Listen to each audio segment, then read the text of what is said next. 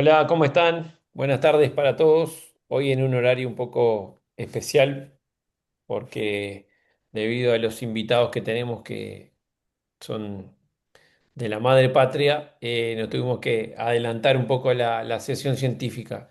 Desde ya les agradecemos a todos la participación, especialmente al doctor Gonzalo de Castro y a Manuel Nogueira. Eh, lo voy a dejar al doctor Andrés Guastavino, que es el secretario de la Sociedad Uruguaya de Mastología y quien fue el nexo para la charla de hoy, que haga entonces la presentación oficial para luego poder compartir la pantalla y así empezamos con la presentación. Muchas gracias a ambos. Andrés, te dejo nomás. Bueno, buenas tardes, gracias a todos por conectarse. Voy admitiendo gente, pero ya vamos arrancando en honor al tiempo. La sesión de hoy, un poco, idea de la comisión directiva fue de invitar a los doctores de la unidad de patología de la ciudad de Vigo, de Galicia, España, donde que ahora los presentaré a continuación, donde tuve la oportunidad y el honor de estar rotando ahí en una beca de la sesión de la Sociedad de Cirugía, una beca latinoamericana de cirugía. Y bueno, quedó el nexo y los invitamos, así que ya muchas gracias. Sabemos que que allá son las 11 de la noche, o sea, bastante tarde por la diferencia horaria, así que les agradecemos la disposición. Y bueno, seguramente disfrutemos de de la presentación que harán a continuación. El expositor es el doctor Manuel Nogueira, que es integrante del ¿Qué staff tal? quirúrgico. Gracias, Manuel, por estar con nosotros. Integrante de la unidad de patología mamaria del Hospital Meixoeiro, del Complejo Hospitalario Universitario de Vigo, de la Comunidad de Galicia, España. Y quien está también conectado es el coordinador, el doctor Gonzalo de Castro Parga, jefe y coordinador de la unidad de patología mamaria de dicho hospital de la ciudad de Vigo, en Galicia. Y el tema que nos traen a continuación, les propusimos un tema quirúrgicos. Ellos tienen un montón de experiencias, un centro de mucho, de alto volumen de pacientes, tienen mucha experiencia en lo que es patología mamaria y patología reconstructiva. Y nos traen el día de hoy el tema se titula Matrices biológicas, implantes y scaffolds de refiendo de la reconstrucción mamaria. Así que, Manuel, te damos la palabra y bueno, estaremos ¿Qué tal, Andrés? Muy buenas tardes allí, noches aquí a todos. Y bueno, lo primero, agradeceros mucho la oportunidad de compartir nuestra experiencia, que bueno, que esperamos que sea útil. Y bueno, estos contactos yo creo que siempre son muy interesantes porque al final, bueno, se consiguen intercambiar opiniones, ver cómo piensan otros compañeros. Y yo creo que son cosas de las que siempre se aprenden. Entonces, yo creo que sin más dilación podemos empezar con la presentación. Voy a compartiros la pantalla. Si en algún momento yo creo que debería verse bien. ¿Sí? se ve perfecto, Manuel. Perfecto.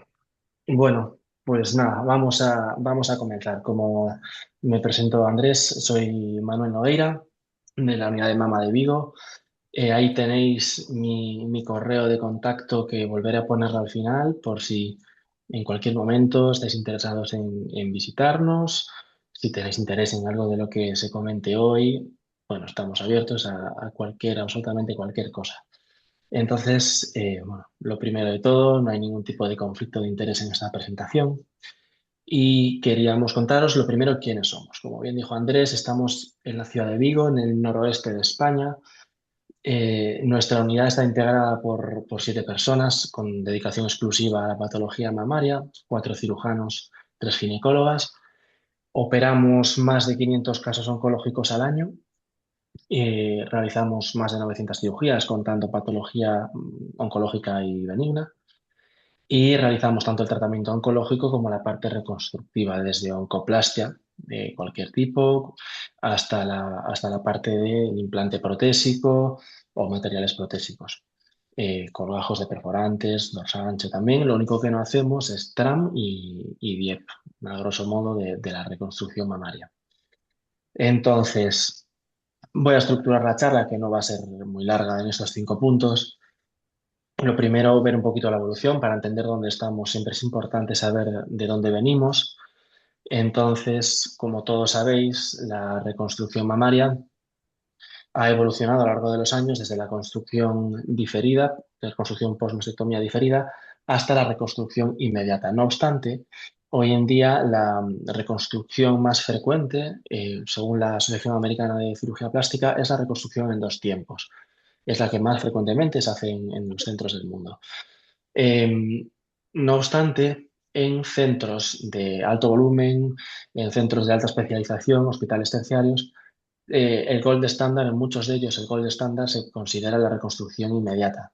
¿Por qué? Porque nos permite conseguir los mejores resultados oncológicos con unos muy buenos resultados estéticos, disminuyendo el número de intervenciones, lo cual supone una ventaja, una ganancia en calidad de vida para las pacientes. En nuestro centro, cuando hacemos reconstrucción tras mastectomía, más del 85-90% de los casos son reconstrucción mamaria inmediata. Y dentro de la reconstrucción inmediata tenemos los tres planos que todos conocéis: retropectoral, plano dual o prepectoral. El más frecuente, de nuevo, es el retropectoral, pero la tendencia últimamente, sobre todo en centros de alto volumen, es a considerar el plano prepectoral como el plano ideal, como el gold estándar. Esto quiere decir que la reconstrucción diferida y la reconstrucción en dos tiempos hay que denostarlas y deben olvidar. No, siguen teniendo su papel importante en pacientes con altas comorbilidades, pacientes de riesgo o pacientes que presentan tumores que nos obligan a hacer una resección de piel, una gran resección de piel, y pues, no es posible hacer una reconstrucción inmediata. En nuestro centro, de toda la reconstrucción inmediata que hacemos, que como os dije era ese 85-90%, el 99% es prepectoral. La reconstrucción retropectoral también son casos muy puntuales, casos, ¿no?, con condiciones muy, muy especiales. Bien, la reconstrucción inmediata prepectoral es un plano que ya se había intentado abordar en los 60-70 y que se abandonó por los malos resultados. Entonces, ¿qué ha cambiado? Ha cambiado la técnica quirúrgica y el conocimiento y la profundización y la profundidad que tenemos en el conocimiento anatómico y de la vascularización de los colgajos cutáneos. Ahora se respeta mucho más la vascularización de estos colgajos. Ha evolucionado la tecnología que nos asiste en quirófano, tanto en quirófano como en lo prequirúrgico, en el diagnóstico. La resonancia, por ejemplo, nos ayuda mucho en la planificación de nuestras cirugías. Y las mallas biológicas. La introducción de las mallas biológicas aportó a los cirujanos, esto empezó en América, pues aportó esa confianza, la confianza necesaria para volver a abordar este plano que, bueno, que había sido abandonado y se hizo con buenos resultados.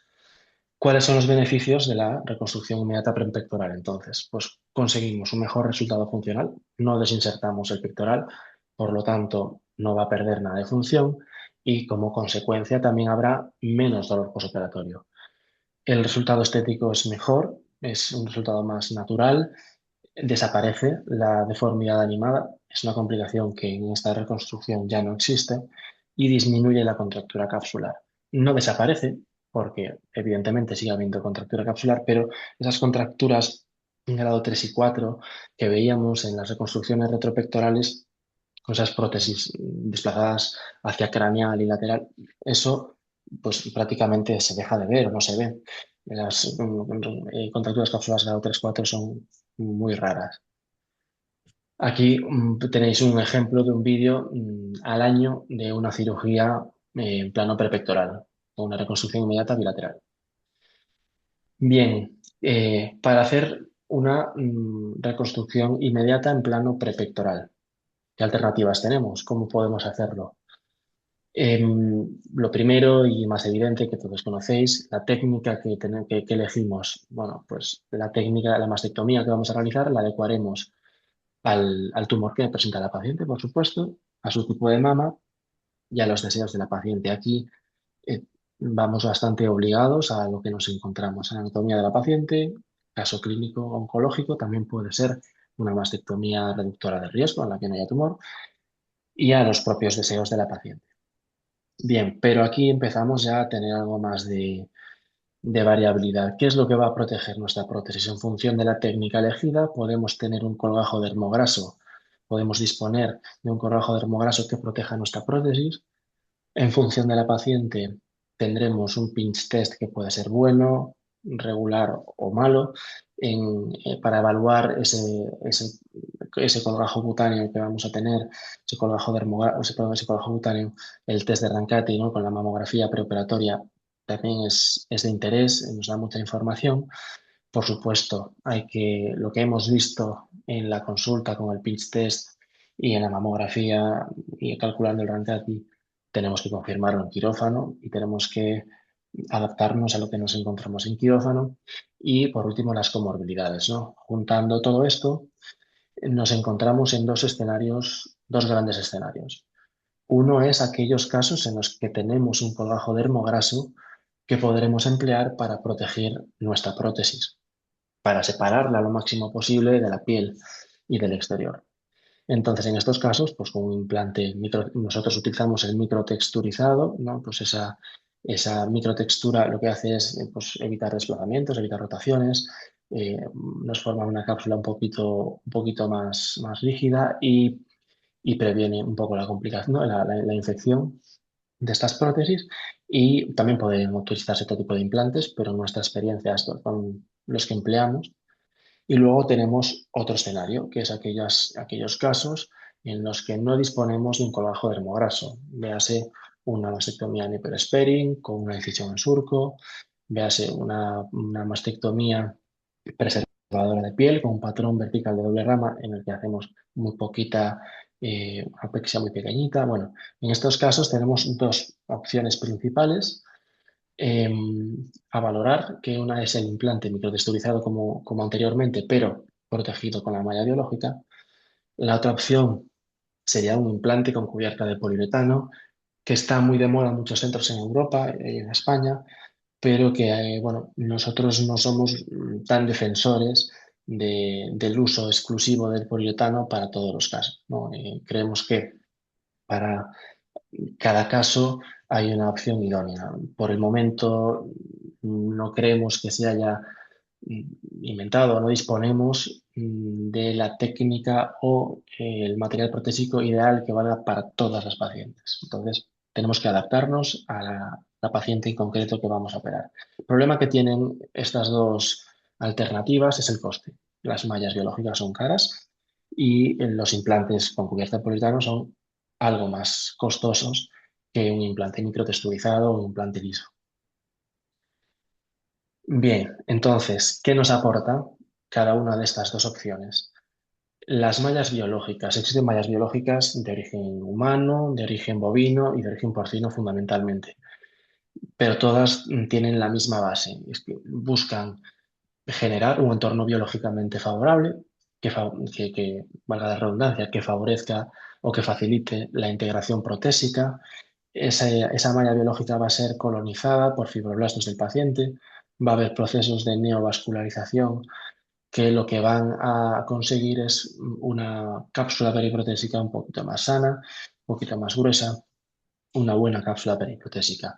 A su vez, disminuye un poco la compliance, la elasticidad de la piel, y esto previene tanto la tosis a futuro como otras complicaciones como pueden ser el bottoming out. Previene también la contractura capsular y esta cápsula sana, esta cápsula de calidad, hace que estas reconstrucciones sean resistentes a radioterapia posoperatoria. Estas son las dos principales mallas que nosotros utilizamos en quirófano. En ambos casos son mallas de pericardio bovino, el origen es bovino en este caso. Tenemos experiencia con estas y la experiencia que tenemos es buena, como os comentaré más adelante. ¿Qué se ha publicado al respecto? Bueno, las publicaciones, la verdad es que con mallas biológicas son heterogéneas, como os había comentado, el origen es diverso, humano, bovino, porcino, los tamaños muestrales son muy variables, el diseño de los estudios también son variables, hay pocos diseños multicéntricos. Nosotros hemos revisado, esto no es para que le prestéis demasiada atención, hemos revisado la mayor parte de las publicaciones, sobre todo que existen con pericardio bovino, y bueno, el resumen de la reconstrucción inmediata con malla biológica viene a ser este. En las primeras publicaciones se describía una incidencia de seroma elevada y una incidencia también elevada de infección posoperatoria, infección protésica y de fracaso de la reconstrucción. Esto hizo que muchos cirujanos, muchos compañeros optasen por evitar este tipo de mallas biológicas, este tipo de matrices, y que se hayan lanzado, ¿no?, a utilizar en la grandísima mayoría de los casos el poliuretano. La realidad es que en la actualidad las publicaciones, especialmente publicaciones de gente que tiene experiencia, de grupos que tienen experiencia y que tienen un buen volumen, pues la incidencia de seroma ronda el 5%, la contractura capsular es muy bajita, siempre por debajo casi siempre por debajo del 5%. El caballo de batalla, problema de la reconstrucción prepectoral, independientemente de la opción por la que optemos, va a ser el rippling. En las diferentes series se describe un rippling de entre el 8 y el 15%, varía en función de la serie, pero más o menos ronda esas cifras. La infección es bajita, 3-4%, y el fracaso de la reconstrucción también muy bajito, por debajo del 5%. Muy bien, esto hasta aquí las mallas biológicas. Poliuretano nuevamente busca generar un entorno que favorezca la formación de una cápsula periprotésica resistente, sana y una buena cápsula periprotésica. La conformación es un material, en este caso sintético. La conformación tridimensional de este material hace que nuevamente las células, en este caso, se adhieran a esa cubierta de poliuretano, hace una especie de efecto velcro. Estas prótesis es muy difícil que una vez colocadas roten o se desplacen, pero también tiene la desventaja que una mala colocación condena a la paciente a un resultado estético deficiente. Eh, También parece que protegen un poco contra la contractura capsular, tienen menos incidencia de seroma por ese efecto velcro que impide que se formen espacios muertos entre la prótesis y los colgajos cutáneos, entonces la incidencia de seroma con este tipo de prótesis es menor. En cuanto a las publicaciones, en este caso hay menos heterogeneidad. Uno, porque, bueno, al ser menos caras se usan en más centros. Dos, hay menos modelos. De hecho, hace poquito hubo un problema de patente en Europa con Polytech y parece que solo se van a poder usar las de Silimer. Por lo tanto, casi todo el mundo utiliza el mismo material. La comparabilidad entre estudios entonces es más sencilla, más fácil. Hay una revisión reciente que, bueno, que yo creo que resume bien los resultados, que veréis que son resultados muy, muy buenos, pero claro, una población muy seleccionada. Como podéis ver ahí, marcado en rojo, fumadoras, pacientes fumadoras un 4%, comorbilidades menos un 5%, diabéticas 1,22%, radioterapia postoperatoria 8,21%, es decir, pacientes muy seleccionadas, por lo tanto, resultados muy buenos, claro. Rippling bajo, en este caso un 7,31%. Como os dije antes, es el único problema que tiene la reconstrucción prepectoral. Contractura capsular grados 3, 4, 1%, y pérdida de implante, seroma y infección de implante por debajo del 1%. Son muy buenos resultados, pero, insisto, pacientes altamente seleccionadas. Bien, ¿cómo elegimos en nuestro centro? ¿Cuál es nuestra experiencia, ¿no?, para a la hora de enfrentarnos a una reconstrucción después de una mastectomía?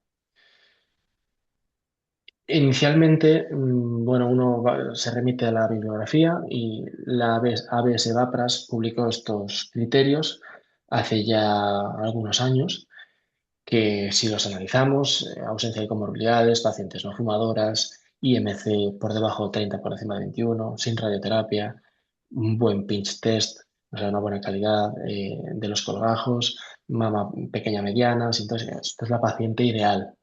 Entonces, en la paciente ideal merece la pena emplear un material con un elevado coste. Nosotros creemos que probablemente no, que este tipo de matrices y de mallas biológicas, así como el poliuretano, tiene su indicación y tiene su marcadas diferencias, por decirlo de alguna forma, en las pacientes que precisamente presentan complicaciones y presentan riesgos, ¿no?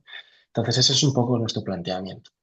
Cuando utilizamos las mallas biológicas en pacientes con mamas pequeñas o moderadas, sin tosis o con tosis grado 1 o 2, en las que vamos a realizar una mastectomía preservadora, una nipple sparing, una preservadora de piel y pezón, o una skin sparing, y que además tienen una mala cobertura tisular, pinch test malo, una en resonancia menos de 1,5 centímetros, un Rankati 1,2, por ejemplo, y además de esto tienen factores de riesgo, pacientes fumadoras, diabéticas, inmunosuprimidas, vasculópatas o con patología respiratoria. Son pacientes en las que en la gran mayoría de los centros no se plantean hacer una reconstrucción inmediata y mucho menos prepectoral.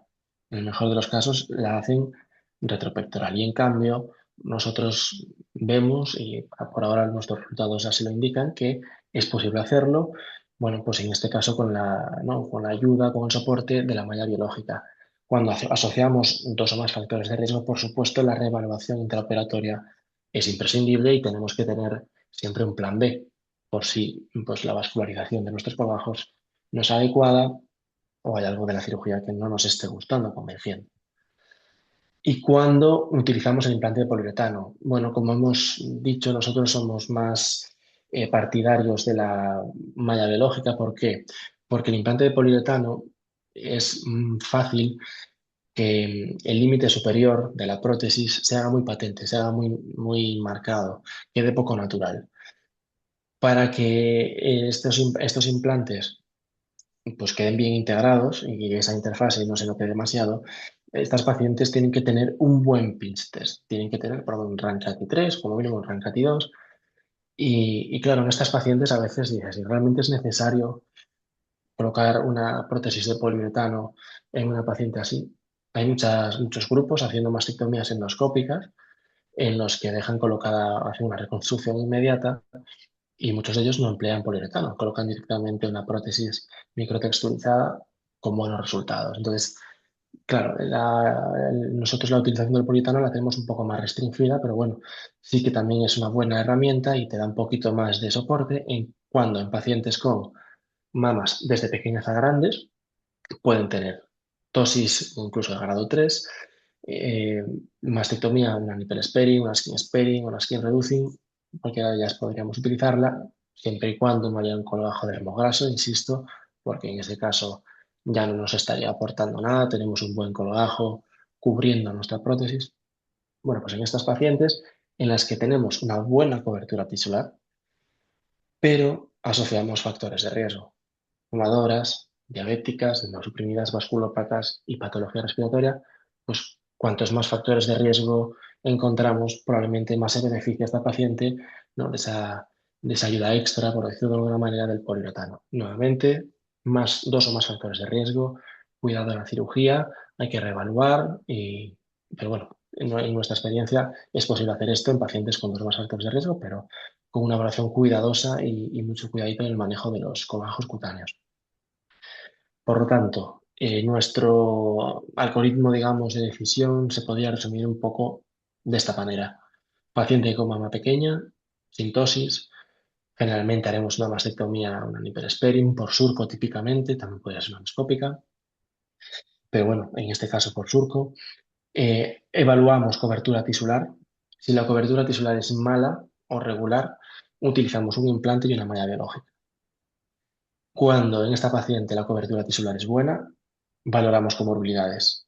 Hay muchas comorbilidades presentes, fumadora, diabética, radioterapia posoperatoria, previsible radioterapia posoperatoria, podemos valorar un implante de poliuretano. Si no tiene comorbilidades, es una mastectomía reductora de riesgo, quizá con un implante microtexturizado directo, pues es suficiente. Paciente con mama mediana, tosis leve moderada. Aquí el abanico de la cirugía aumenta, o sea, aumenta un poquito. Puede ser una mastectomía, una nipple sparing por surco. También puede ser una skin sparing. Volvemos a evaluar cobertura tisular y si nuevamente la cobertura es mala y no disponemos de un colgajo dermograso, eh, creemos que estas pacientes se pueden beneficiar de la colocación del implante con la malla biológica. Cuando la cobertura tisular es buena, nuevamente evaluamos comorbilidades. Si no hay comorbilidades, paciente sana, pues un implante microtexturizado suele ser suficiente. Si hay comorbilidades, especialmente radioterapia postoperatoria previsible pues, o fumadoras, el poliuretano puede tener sentido. Y en mamas ya grandes, con tosis moderadas o severas, en este contexto no creemos que tenga demasiado sentido porque hay, en la grandísima mayoría de los casos, salvo por condicionantes del tumor.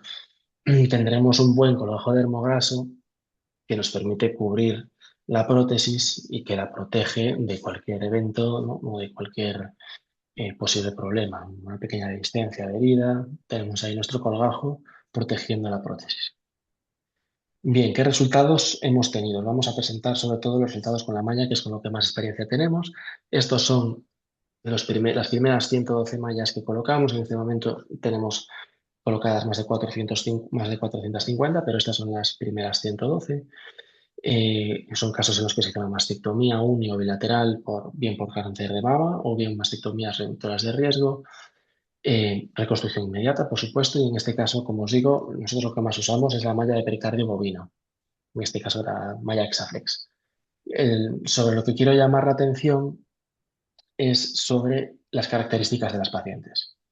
21% fumadoras, perdón, 18% fumadoras, el 21% tenía un IMC por debajo de 21. Estas pacientes típicamente tienen unos pinch muy justitos, suelen ser pacientes RANCATI 1 o 2. El pinch era menor de 15 milímetros en la resonancia en el 32% de las pacientes, 32% de pacientes con radioterapia postoperatoria y casi 44% de las pacientes dos o más factores de riesgo. Bueno, esto lo hemos publicado recientemente, por si queréis consultar el artículo, y los resultados que obtenemos son unos resultados buenos, ¿no? Equiparables a otras series. Seroma 5,4%, hematoma 8%, no todos estos hematomas requieren intervención, pero bueno, hematoma 8%, extrusión protésica menor al 1%, infección por debajo del 5%. Nuevamente, en estas infecciones, la gran mayoría de ellas, no, la gran mayoría no, la totalidad de ellas se manejaron con antibioterapia, necrosis cutánea baja, contractura capsular menor al 3%. ¿Qué es lo que vemos más frecuentemente? Como hemos dicho, el rippling. Rippling es el caballo de batalla de esta cirugía, pero bueno, la corrección es una corrección relativamente sencilla. Habitualmente con un proceso, una cirugía de lipofilling se puede corregir. Fracaso de la reconstrucción por debajo del 2%, esto con un seguimiento de 15,6 meses de media. Reintervenciones, pues el 10,7% se reintervinieron por motivos estéticos, la mayor parte de ellas por rippling, como comenté, se hicieron 9 lipofillings y 3 recambios protésicos por contracturas capsulares, pero no eran grado 3-4 de Baker. Y fracasos de la reconstrucción tuvimos dos, lo que hace 1,78%. En un caso hubo que retirar el CAP y en otro caso la paciente pues, no quiso, o sea, se retiraron las prótesis y no quiso ningún tipo de reconstrucción después de la complicación. Al analizar por factores de riesgo, no encontramos que ninguno de los factores de riesgo analizados se relacionase con la aparición de más complicaciones. Lo que sí encontramos fue una tendencia, como es lógico, entre el número de complicaciones, perdón, el número de factores de riesgo y la aparición de complicaciones, como es lógico, pero sin alcanzar la significación estadística. Quizá nos alcanzó porque el tamaño muestral no era suficiente. Y por último, en el análisis por subgrupos vimos pues, lo que ya sabemos, que la radioterapia posoperatoria se relaciona con la contractura capsular. No es nada nuevo, no vimos diferencias entre mastectomía reductora de riesgo y mastectomía oncológica, no vimos diferencias entre pacientes con resonancia con un pitch por debajo de 15 milímetros en la resonancia preoperatoria y por encima de 15 milímetros. Solamente encontramos relación entre contractura capsular y radioterapia. ¿Y esto dónde nos coloca? Bien, la publicación de la ABS-VAPRAS que comentábamos al principio, con aquellos criterios tan restrictivos, nos decía que el estándar de calidad debe ser un porcentaje de reintervenciones menor al 5% en los 30 primeros días después de la cirugía. Nosotros tenemos un 4,46 y un fracaso de la reconstrucción menor al 5%. Nosotros estamos en el 1,78. Y en comparación con las otras series publicadas, ¿dónde estamos? La serie más larga publicada es la de Masia, con Braxton. Ellos utilizaban Braxton. Su tamaño muestral es mucho mayor, porque eran 1.450 nomas. Pero bueno, era una población bastante más seleccionada. menos pacientes fumadoras, pinche ellos no lo recogen, menos radioterapia postoperatoria, y aún así los resultados son equiparables. Nosotros tenemos un poco menos de infección protésica, claramente una pérdida de la reconstrucción menor, tenemos más rippling y un poco más de contractura capsular. Como siempre, el problema de estos estudios es la definición de la complicación, ¿no? Que no siempre es sencilla, pero bueno, la tónica en cuanto al rippling recogido, como os dije, ronda entre el 7 y el 15, 17% en las diferentes series. Aquí vemos una comparación con esta publicación reciente, la publica Lisa, que en este caso lo pongo porque es la comparación con reconstrucción inmediata con prótesis de poliuretano, con cubierta de poliuretano. Tienen un tamaño muestral potente, 317 reconstrucciones, pero nuevamente son pacientes más seleccionadas, menos pacientes fumadoras, menos radioterapia posoperatoria. Nuevamente, con pequeñas diferencias, los resultados son equiparables. Más seroma en nuestra serie, como es lógico por la diferencia entre poliuretano y malla. Tasas de infección un poquito superiores a las nuestras, pero menor fracaso de la reconstrucción. Ellos reflejan más rippling y ellos también reflejan más contractura capsular y, bueno, la necrosis de piel, nosotros un poquito más. Bueno, ¿qué podemos concluir? Que la conclusión a la que hemos llegado nosotros después de esta experiencia es que las mallas nos permiten llevar la reconstrucción inmediata pectoral a sitios, ¿no? A pacientes que antes no eran candidatas ni siquiera a la reconstrucción inmediata. No, cuando vamos a hacer una mastectomía, un nipple sparing, una skin sparing, una paciente con mala cobertura tisular, con comorbilidades asociadas, es decir, una paciente de alto riesgo, se puede hacer una reconstrucción inmediata prepectoral, en nuestro caso, en nuestra experiencia con malla biológica de pericardio bovino, con seguridad, con buenos resultados estéticos, por supuesto, con buenos resultados oncológicos, que al final es el centro de todo, no debemos olvidarlo, y con buenos resultados funcionales. Aquí veis pues algunos ejemplos de pacientes operadas en nuestro centro. Y, y ya para finalizar, quería hablaros, ¿no? Nuevos campos, la parte del título que decíamos, ¿no? Scaffolds. Pues aquí os voy a hablar un poco de la cirugía de reposición de volumen y los scaffolds. Bien, ¿qué son los scaffolds? Bien, son andamios, mm, coloquialmente hablando, son andamios, estructuras tridimensionales que lo que buscan es que los fibroblastos de la paciente colonicen ese andamio y empiecen a generar matriz extracelular, tejido conectivo, que progresivamente va sustituyendo al scaffold, al andamio que nosotros hemos introducido. Nosotros tenemos experiencia con este dispositivo concreto, que es Biomark CR Story. Existen otros. Este dispositivo en el centro tiene un marcador de carbono que es útil en el posoperatorio para los tratamientos complementarios, especialmente la radioterapia. El marcador de carbono no hace interferencias con ninguna prueba de imagen, por lo tanto, en la planificación de la radioterapia pues es muy útil. Hay dos dispositivos, uno de 3x3x4 y otro de 2x2x3. Si veníamos hablando antes de las mallas, reconstrucción inmediata, son cirugías relativamente, ¿no? De cierta complejidad. Esto se llama la atención es por lo increíblemente sencillo que resulta. Es decir, vamos a cambiar. ¿Cuándo se emplean estos scaffolds? Pues pasamos de aquellos casos en los que típicamente se hace un colágeno de perforante, me da igual cuál, un LICAP, un ICAP, a simplemente hacer una tumorectomía y colocar este scaffold, ¿no? Pues aquellas pacientes con mala relación mama-tumor, mamas pequeñas y localizaciones desfavorables, pues cuadrantes inferiores o inferior interno, en las que típicamente se indican colgajos de perforantes o incluso en algunos casos se llegan a indicar mastectomías, pues, ¿no? Cirujanos que no están eh, cómodos con este tipo de colgajos. También se puede indicar en pacientes en los que podemos hacer una técnica de desplazamiento de volumen, una oncoplastia, una, pues una tumorectomía en un patrón de reducción del tipo que sea y con el podículo que queráis, pero que por la elevada comorbilidad no es deseable, no queremos hacer una oncoplastia compleja en esta paciente porque creemos que se va a complicar o porque la paciente lo rechaza. Hay pacientes que no quieren asumir la posibilidad de que aparezcan complicaciones por no demorar tratamientos en el posoperatorio, ¿no? La quimio, la hormona, la radio, entonces rechazan una oncoplastia y se van directamente a técnicas más sencillas como la tumorectomía. Pues en estos casos también tendrían su sitio. ¿Qué ventajas proporciona?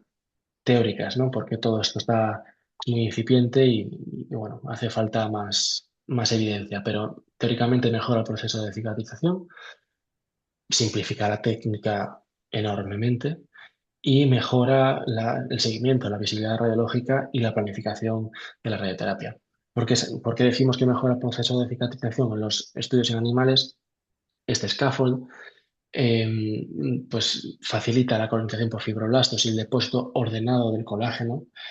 Esto hace que la respuesta inflamatoria no sea tan exagerada, se produzca menos fibrosis y menos seroma, y el scaffold que nosotros hemos introducido desaparece, se degrada por ese propio tejido conectivo, por procesos de hidrólisis, en unas 6 u 8 semanas. No así el marcador de carbono, por supuesto, que permanece en su sitio. Simplifica la técnica en gran medida. A ver si se puede reproducir el vídeo. Yo creo que sí, sí. Se realiza la tumorectomía y en el defecto en el que nosotros hemos dejado de nuestra tumorectomía, colocamos el scaffold y ya está. No hay nada más que hacer, simplemente tener la precaución de dejar un pequeño colgajo cutáneo, un pequeño colgajo graso que proteja ese scaffold para que no esté en contacto directo con la piel y luego cierras y ya está. Entonces, claro, pasar de una técnica de reposición de volumen, los colgajos que comentábamos, a esto, pues bueno, la simplificación técnica es llamativa. Entonces, pues como hemos dicho, simplifica mucho, mucho y facilita mucho el trabajo.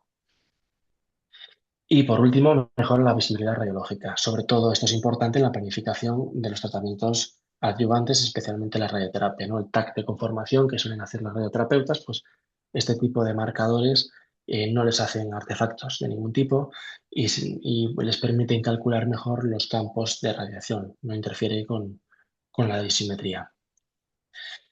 La evidencia publicada hasta el momento es escasa. Hay algunos grupos que están empezando a utilizarlos, pero no podemos afirmar con un nivel de evidencia elevado, ni muchísimo menos, que estos scaffolds vayan a sustituir a cualquiera de las técnicas que he nombrado hasta el momento. Pero bueno, sí que parece un material prometedor que, pues, no, hay que tener en cuenta en algunos, ¿no? Que habrá que tener en cuenta en algunos casos. ¿Cuál es nuestra experiencia? Los pacientes que llevamos, las pacientes que tenemos operadas con más seguimiento tienen ya algo más de un año. Esta es la mamografía de esta paciente al año.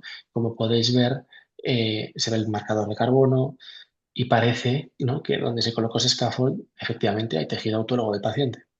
El marcador de carbono se ve perfectamente, los radiólogos no nos dicen que, bueno, que les confundan y que les dificulte el seguimiento, porque al final estamos haciendo un seguimiento oncológico, pues no nos dicen que les dificulte el seguimiento de la mamografía y nosotros no hemos visto ni retracciones, ni defectos de volumen, ni ninguna complicación relevante.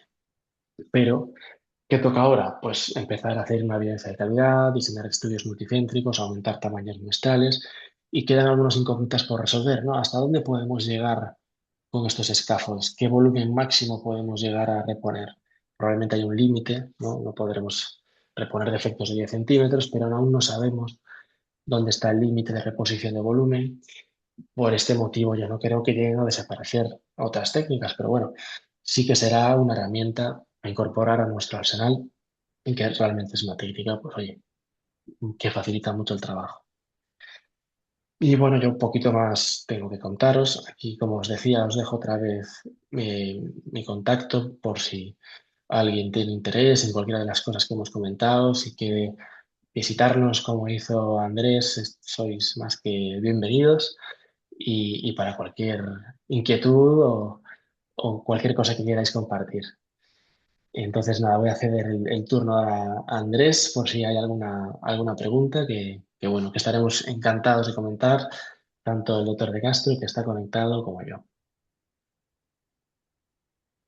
A Muchas ver. gracias, doctor Manuel Nogueira. La verdad que muy interesante la charla.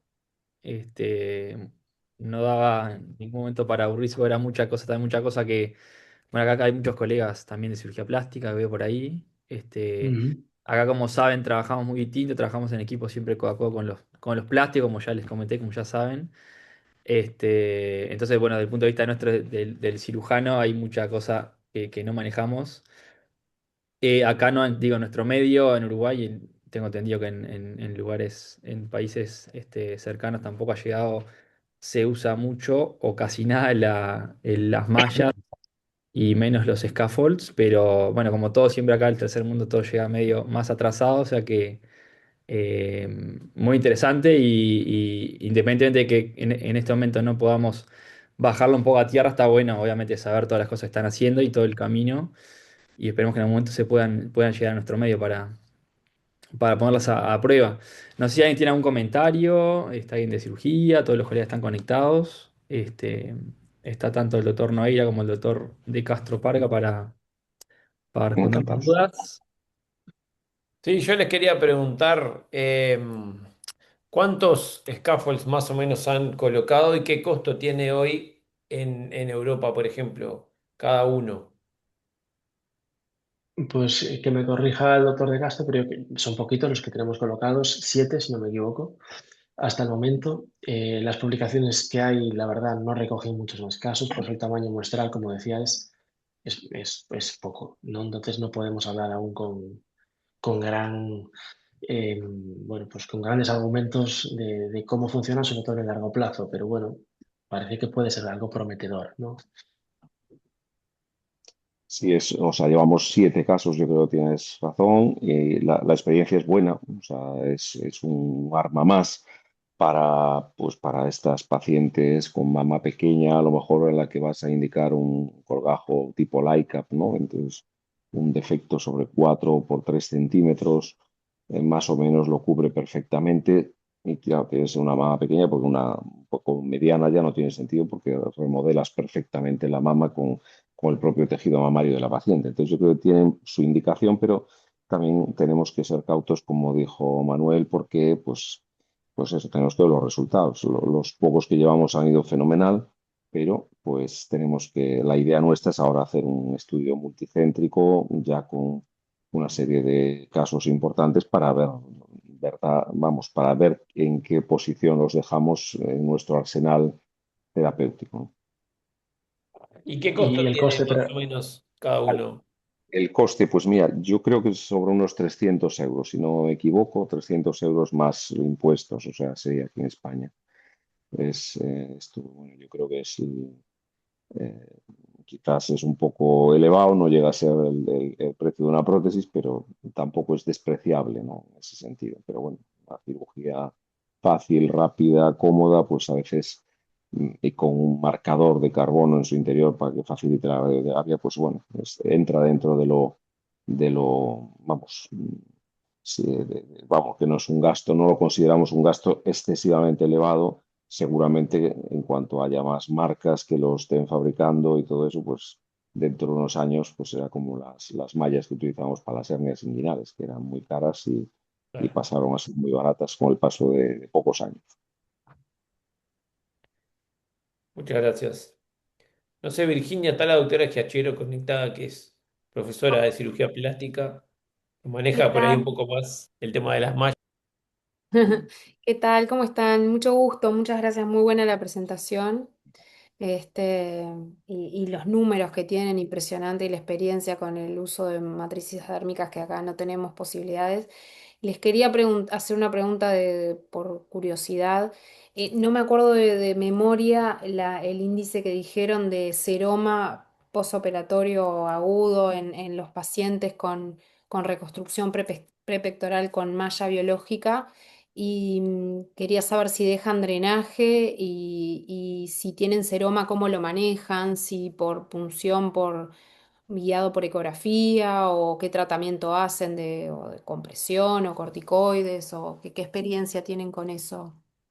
pues si no recuerdo mal, te digo de memoria, es un 5,4% de seroma agudo. De ese 5,4%, no en todos los casos se requirió pues, hacer punciones repetidas, punciones evacuadoras. Dejamos drenaje, especialmente cuando colocamos una malla biológica, porque efectivamente un poco fruto de la integración de la malla, los primeros días son drenajes que son productivos, hasta cierto punto productivos. Los solemos retirar a los 7 días, entre 7 y 10 días. Cuando dan 30 centímetros cúbicos o menos, 2 días consecutivos se retiran. ¿Y cómo se manejan? Generalmente con la punción evacuadora, un par de punciones suele ser suficiente. En algunos casos refractarios han llegado a inyectar corticoides, pero bueno, la verdad es que no solemos tener necesidad de llegar a eso. Gracias. ¿Y como alternativa de las mallas biológicas, tienen alguna experiencia con otro tipo de mallas, como mallas de Biocril o otro? Pues ahí el doctor de gastro y colabora ahí en la privada con el doctor García. Yo creo que os va a contar ahí mucho. Sí, hombre, tenemos en la actividad privada, por ejemplo, las aseguradoras de las pacientes no permiten el pago de material biológico. Entonces, hacemos lo mismo que hacemos con las pacientes, las mismas indicaciones de la cirugía, la reconstrucción prepectoral, exactamente igual. Lo que pasa es que no ponemos malla biológica, ni tampoco soy muy fan del poliuretano. O sea, el poliuretano lo uso muy pocas veces en la privada, ¿no? Entonces, yo lo que creo que la malla biológica aporta un poco, porque reconstruyo con malla en la pública, por decirlo así, en la privada no tengo acceso a hacer esta reconstrucción. Y comparando mis propios pacientes, yo lo que veo es que aporta, sobre todo en estas pacientes que tienen un pinch test ahí muy justito, un Rancati 1-2, o sea, le aporta, nos va a aportar un poquito más de cobertura, un poco menos de rippling, seguramente, bueno, y también la contractura capsular o la sensación de tacto es mucho mejor en las pacientes que llevan la malla biológica. Esta es una opinión que no está, es por mi práctica personal, no la tengo estudiada, por supuesto. Y luego, con respecto a las mallas que preguntabas, pues sí, he utilizado las mallas de Bicryl en su momento, hace muchos años, pero no me gustaron mucho, y ahora recientemente estoy utilizando unas mallas de polipropileno titanizado, que son unas mallas de un fabricante alemán que también hemos hecho algún caso. Yo creo que esta malla también aporta un poquito de solidez a estos tejidos finos, a estos colgajos finos, y llevo pocos casos, ¿eh? O sea, quizás en el hospital donde comentaba antes Manu, el compañero doctor García, que es el jefe de servicio de cirugía de Ourense, pues tiene mucha experiencia con esta malla. Yo llevo muy poca experiencia. Los pocos casos que he hecho, pues me ha gustado la facilidad de integración. Es más barata que la biológica también, es polipropileno titanizado. Es bastante más barata que una malla biológica. Y bueno, la sensación de las pocas que he puesto es muy buena. Mañana, de hecho, pues pondré otras dos más. ¿Del tipo Galaflex son las que usan ustedes? No tenemos mucha experiencia, o sea, con Galaflex la hemos visto, pero no hemos tenido la facilidad de probarla. Galaflex, yo creo, bueno, es una malla que no viene preformada, es una malla cuadrada.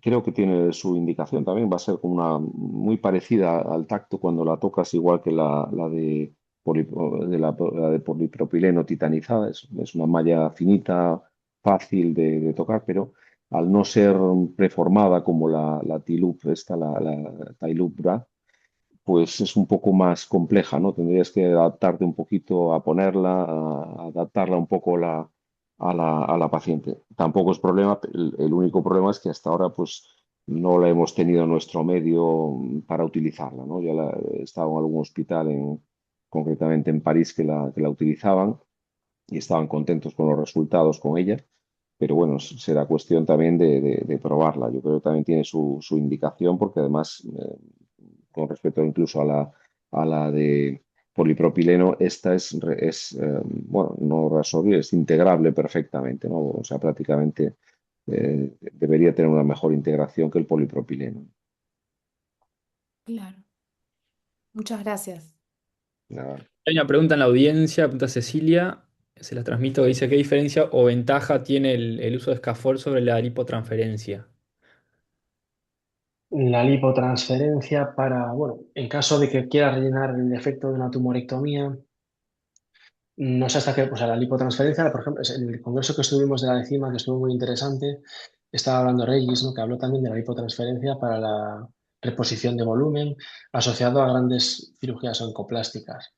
No tenemos experiencia en ese sentido, pero bueno, el miedo que nos dan esos casos es que de ese volumen que tú haces la lipotransferencia, hay un porcentaje, en torno a un 50%, que no va a sobrevivir, ¿no? Es volumen no efectivo. Entonces, bueno, habría que contarlo. Y luego tenemos otro problema, que es que este tipo de scaffolds lo estamos utilizando en pacientes con mama pequeña, eh, que generalmente suelen ser pacientes con IMCs bajos y que no tienen a veces, ¿no? Pues mucha lipotransferencia que hacer porque no tiene mucha grasa abdominal, no tiene mucha grasa glútea, entonces pues no tienes volumen igual suficiente para hacer la reposición, un efecto de 3x4x4 o de 4x5 centímetros. Pero bueno, no tenemos experiencia en ese sentido y sí que hay otros grupos que lo están haciendo, pero sobre todo asociado a cirugía oncoplástica en mamas más voluminosas, pacientes con un poco más de peso y un poco quizá más de exceso de grasa. Sí, yo creo que, como comentas, yo creo que la lipotransferencia, yo así más de antigua escuela, la dejo para segundos tiempos, ¿no? Yo creo que es preferible hacer la cirugía que se haga en estas pacientes. Los scaffolds son, claro, son efectivamente como la paciente que habéis visto en el vídeo, ¿no? En la foto que tenía Manuel, ¿no? Quiero decir, son pacientes que apenas tienen mama, apenas tienen grasa, entonces no tienes muchas opciones para una lipotransferencia. Pero en ese caso, igual que si hago un dorsal, no lo hago en el momento. Prefiero hacer la lipotransferencia porque se va a reabsorber parte. El momento de la cirugía no es el momento mejor, a lo mejor, para encontrar las zonas donde tienes que hacer la lipotransferencia y luego encima si es una cirugía oncológica y va a llevar radioterapia, pues tampoco sé hasta qué punto me puede venir bien hacer una lipotransferencia en ese momento. Perfecto, quedó respondida. Bueno, no sé, Juan, no sé, ahí Pablo, si hay otros comentarios o No, preguntas a los no, yo no tengo autores. más que agradecerles. No sé si alguien más tiene alguna pregunta, si no, desde ya muchas gracias por la participación, por la molestia de conectarse a esta hora de la noche o de la madrugada para ustedes. Y estamos a las órdenes también de este lado Muchísimas, por mu- si quieren venir. pues muchísimas gracias, será un Muchas placer gracias. y es un placer el contacto y muy enriquecedor porque la estancia que tuvo Andrés con nosotros, pues supongo que fue enriquecedora para él, pero para nosotros también muchísimo más también, por supuesto. Un placer, pues eso, la organización de esto, daros gracias por la invitación.